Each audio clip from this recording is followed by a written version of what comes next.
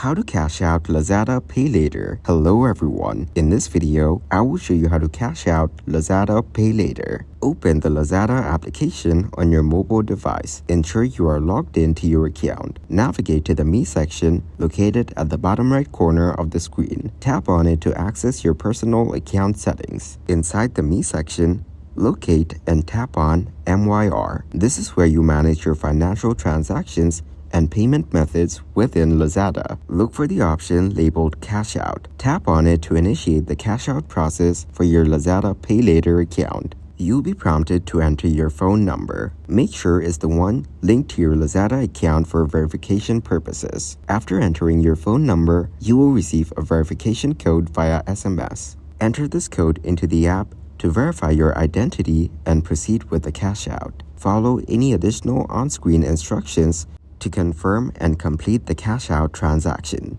Thank you guys for watching this video. Hope you got some value. Make sure to like the video and subscribe to the channel to get notified of new videos. See you in the next one.